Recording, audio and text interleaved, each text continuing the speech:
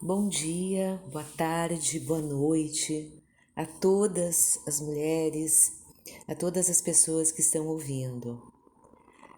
Meu nome é Estela Meneghel e nós estamos começando agora o programa Fala Mulher, programa que vai ser realizado por meio da Rádio Quintanares, aqui em Porto Alegre, e com audiência para todos e todas que quiserem nos ouvir.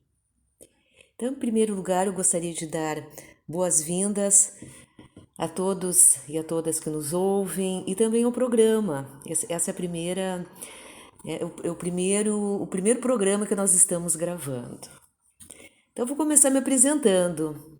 Eu sou Estela Nazaré Meneghel, meu nome.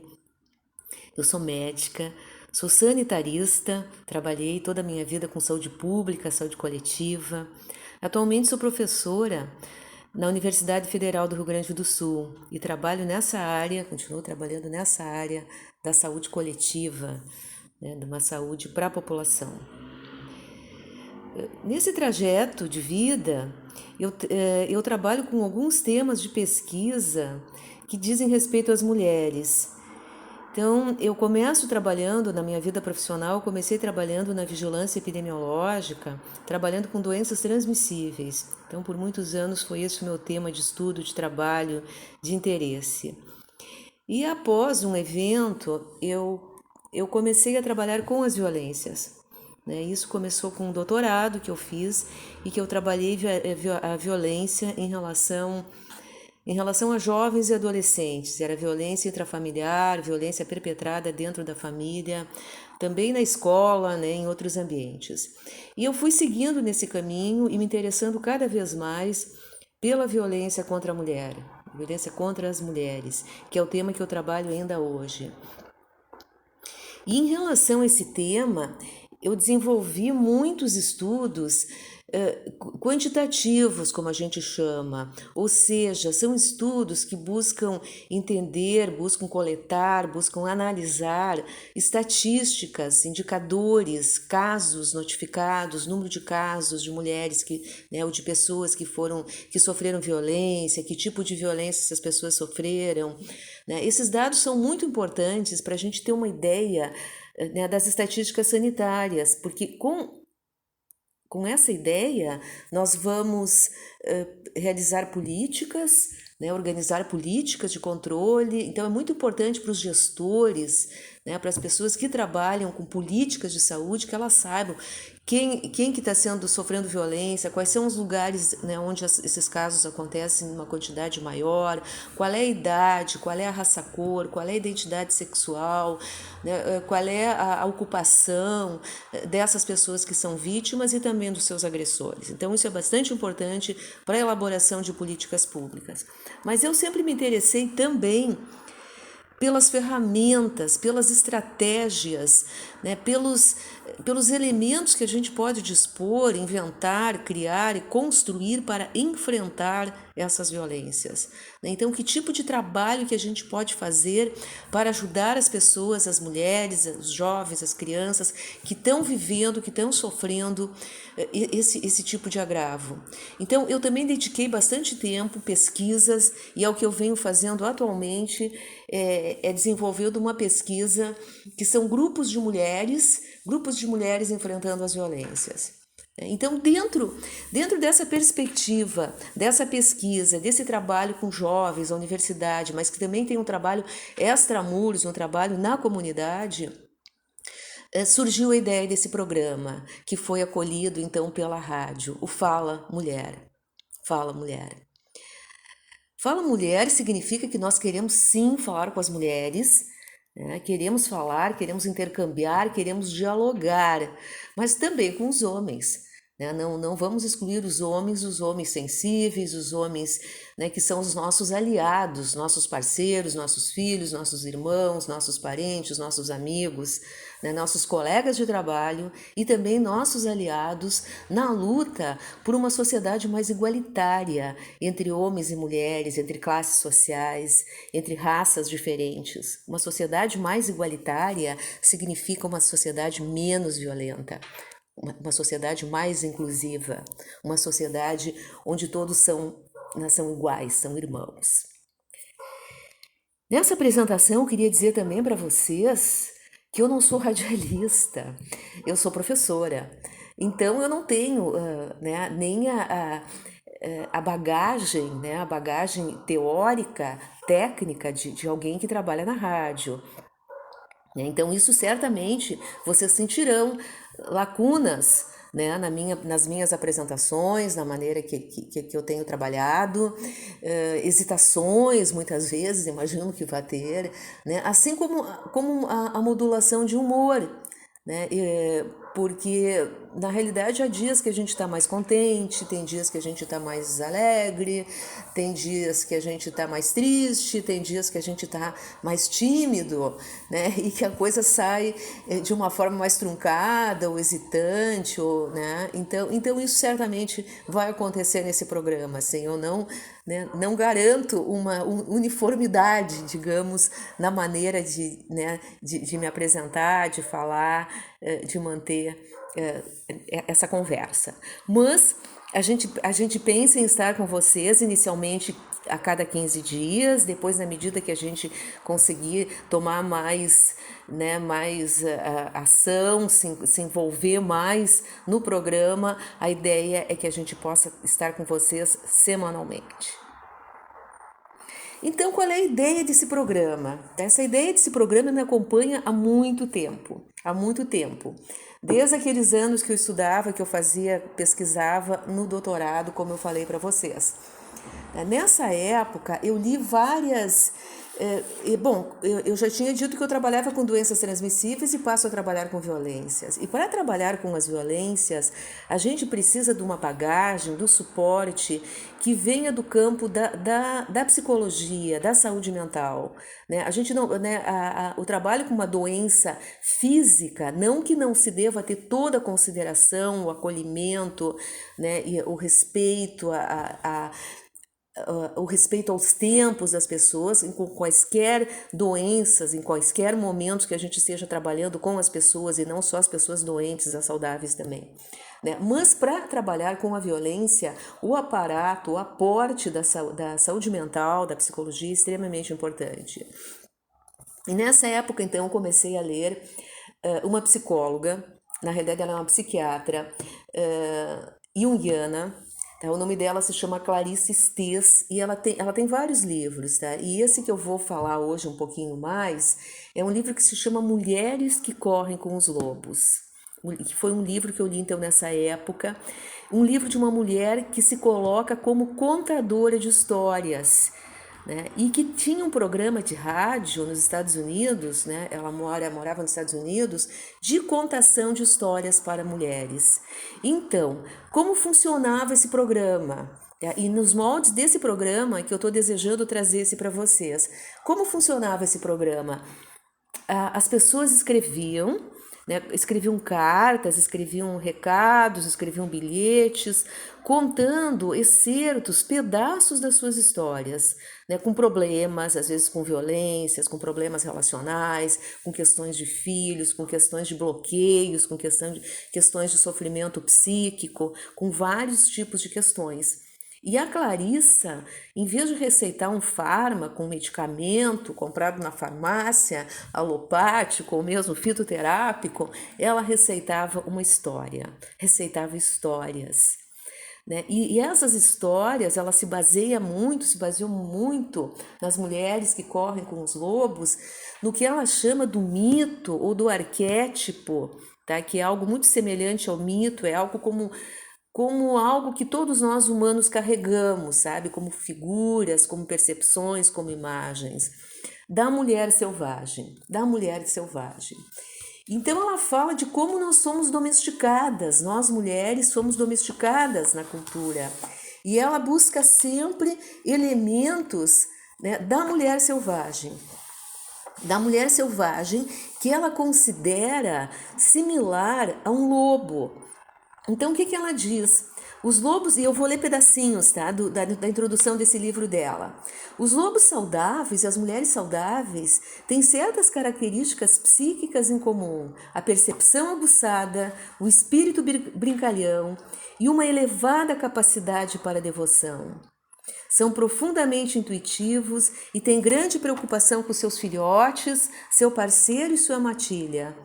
Têm experiências em se adaptar a circunstâncias constantemente mutáveis, têm uma determinação feroz e uma extrema coragem. Então, essas características que ela coloca para nós, mulheres, mulheres que consigamos deixar vir à tona a nossa natureza selvagem. E selvagem não no sentido pejorativo, que muitas vezes a gente usa o selvagem, não, no sentido natural, do biológico, né, de uma natureza que tem um código de respostas, de respostas de evolução, respostas de adaptação, de sobrevivência, né, e também de compartilhamento. Então ela diz assim, não é à toa que secularmente houve uma atividade predatória, uma atividade de perseguição em relação aos lobos, à natureza, né? A gente vê o quanto a natureza tem sido maltratada, tem sido devastada, tem sido deteriorada, e inclusive os povos autóctones, né? No caso do Brasil, das Américas, que nela habitam, né? Como têm sido perseguidos, né? E assim como as mulheres. Né? Houve na Idade Média, a gente sabe que mulheres foram mortas aos milhares, a centenas de milhares, acusadas de serem feiticeiras, de praticarem bruxaria, né? de terem conluios com o diabo. Isso, por que isso? Eram mulheres que tinham poderes de cura, eram parteiras, eram benzedeiras, eram ervateiras, né? Então o mundo, né, destrói, né, ataca, né, esses elementos que representam saudabilidade, lobos e mulheres selvagens. O que mais que ela fala, né, nesse livro? Né, que parte dele eu pretendo trazer também algumas dessas histórias, contá-las, recontá-las, adaptá-las, né? Algumas vêm de longo tempo, então a gente muitas vezes precisa adaptar a uma linguagem atual, a uma linguagem, né, do mundo que a gente vive no século XXI.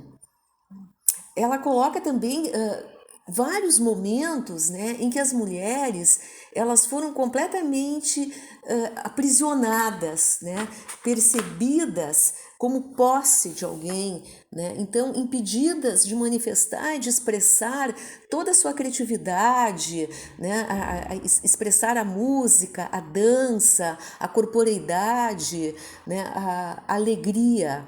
Né? Então que elas deveriam ficar quietas, vestidas com roupas que as manietavam, que as aprisionavam, espartilhos, vestes longas, lenços escondidas, esconder a sua beleza, esconder o seu rosto, esconder o seu corpo. Né? Então, o quanto isso vai fazendo com que uma mulher vá se sentindo inferiorizada, triste, pouco criativa, ela perca todos os seus elementos de criatividade, de contato com a natureza, com a vida, com o mundo. E uma outra coisa, então, que eu vou trazer é a questão das histórias, né? Os contos de fada, os mitos, né, as histórias do folclore, as histórias que são contadas pelos nossos avós, as histórias de família, elas trazem todo um conhecimento do popular, um conhecimento que as pessoas, através dos séculos, foram observando, foram percebendo, foram elaborando esse conhecimento. Então, a história, essas histórias, muitas vezes, elas têm um poder de fazer com que a gente perceba o mundo, que a gente descubra um mundo extremamente poderoso.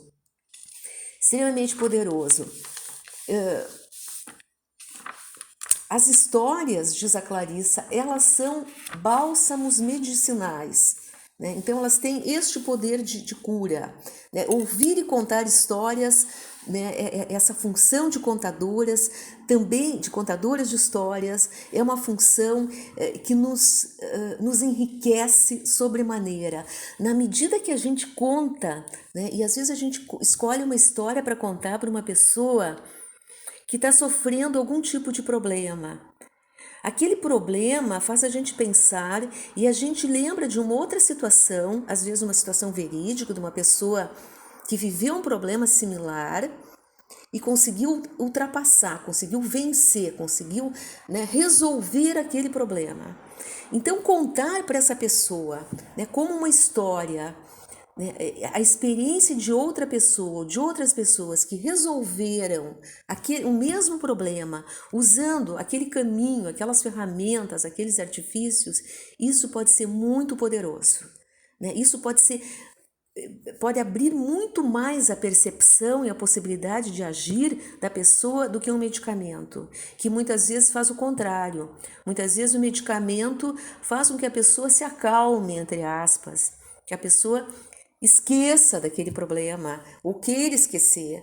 E na realidade, não adianta esquecer o problema precisa ser olhado de frente e ser resolvido. Né? Então, nesse sentido, a história de outra pessoa que viveu é importante. Ou muitas vezes um conto, né? Como coloquei antes, um conto, um mito, um conto de fadas, uma história do folclore pode trazer mais possibilidade da pessoa entender o que ela está sentindo, tá? Saber que outras pessoas também sentem, né, aquele problema, porque muitas vezes a pessoa que tem um problema, ela acha que ela é uma pária, que ela é uma, né, que aquilo só acontece com ela é uma pessoa completamente incapaz, incompetente, tá? A pessoa sente dessa maneira. Quando esse problema é visto no coletivo, que isso faz parte de uma cultura e que muitas outras pessoas também sentem e sofrem aquilo ali, isso aí diminui tanto a culpa quanto essa percepção de que eu sou a única pessoa que estou sofrendo isso, tá? Eu sou uma ovelha negra, eu sou um pária, eu sou alguém horrível porque eu estou vivendo isso, uma incompetente. Não. Né? Então, isso também é um poder, é uma capacidade que o contar histórias possibilita, né, quando isso é difundido. E também o contador ou a contadora. O contador ou a contadora, assim como um médico, como um profissional de cura, como um profissional de saúde, um religioso ou uma religiosa, né, que está querendo fazer o bem, ajudar, ouvir, aconselhar, entender o outro, ele também se sente energizado no momento que essa história é partilhada e ambos e tem um efeito. Então ambos vão sentir o poder de cura dessa história. Histórias, diz a Clarice Estes, são bálsamos medicinais. Histórias têm o poder de cura. E quando que isso vai ser usado, né? Que sentimentos que as mulheres podem estar vivendo, né?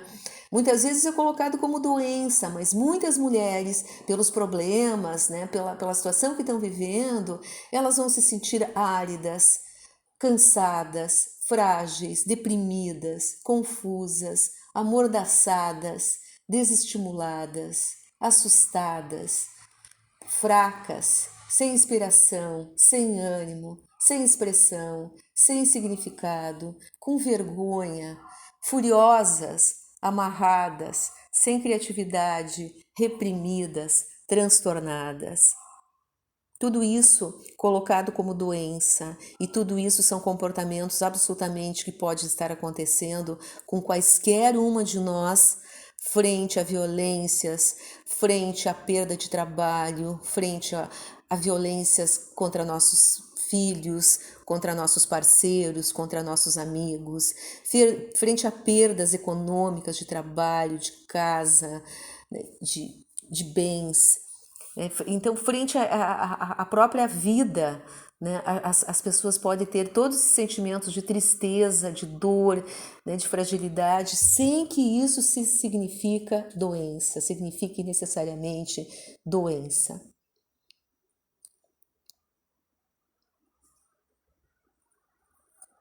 Outras coisas que podem acontecer é quando a mulher tem medo de parar, tem medo de agir, receia se aventurar, receia mostrar quem ela é, teme, né? Teme buscar ajuda, né? De parentes, de profissionais de saúde, de outras pessoas, teme mostrar o que ela faz, a sua obra, teme começar uma viagem, teme gostar de uma pessoa, tem medo de parar, de se esgotar, de se exaurir, de perder energia, de se encolher, de humilhar-se, de ter angústia, ansiedades, né? Então, todas essas situações podem acontecer a qualquer uma de nós, como coloquei.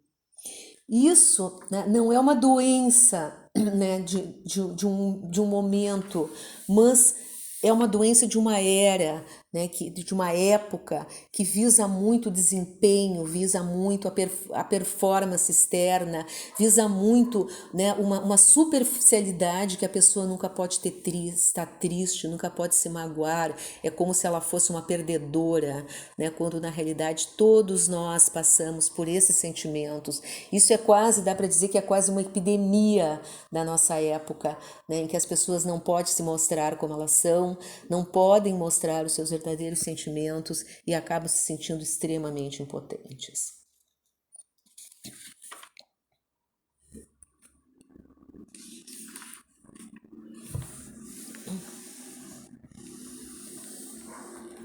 Então, voltando, citando outra vez a Clarissa, ela diz, quando ela diz que histórias são bálsamos medicinais, ela diz que por que elas são bálsamos medicinais? Porque elas têm uma força. Não exigem que se faça nada, que se seja nada, que se haja de nenhum modo. Basta que prestemos atenção. A cura para qualquer dano ou para resgatar algum impulso psíquico perdido está nas histórias. Elas suscitam interesse, tristeza, perguntas, anseios e compreensão, que fazem com que a gente se sinta, que brote, que emerja esse instinto da mulher selvagem que ela falava lá no início. Essa mulher, né, que tem dentro dela como que uma guia, né, para enfrentar a vida, enfrentar o mundo, enfrentar as necessidades de uma forma saudável. Então hoje eu contei um pouquinho, né, desse livro, um pouquinho dessa autora. Falei apenas a introdução do livro dela, de alguns pontos que ela coloca, mas principalmente essa questão da contação de histórias, que é algo que eu espero que aconteça, mas a partir do desafio de vocês, a partir das perguntas que vocês farão, né, das indagações, das curiosidades, dos problemas, da conversa que eu espero que flua entre nós, o diálogo, né? Essa conversa que um escuta o outro, né? Que para que um fale, ele também necessite escutar o outro. Então, como diz o Paulo Freire, né? Não é falar para o outro, para vocês, é falar a um outro que eu escuto. Então, para isso, eu vou precisar que vocês mandem as mensagens, as ideias, as perguntas, os questionamentos, né? Inclusive as contradições que eu possa apresentar e ter, as oposições, né? As indagações, a discussão de algo que vocês também não concordem, né? Ou que não funcione, né? E também as colaborações, né? De situações, de grupos, de atividades, né? Que grupos de mulheres, que outras mulheres estejam fazendo e querendo compartilhar.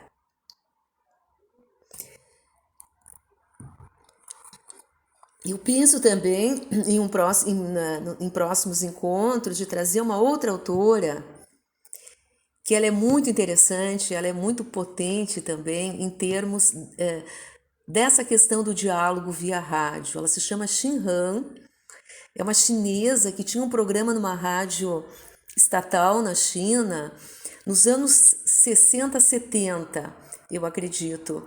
E esse programa, ela recebia cartas, né? Na época que a gente mandava cartas pelo correio, hoje em dia a gente pode mandar as cartas pela internet, né? Pelos e-mails.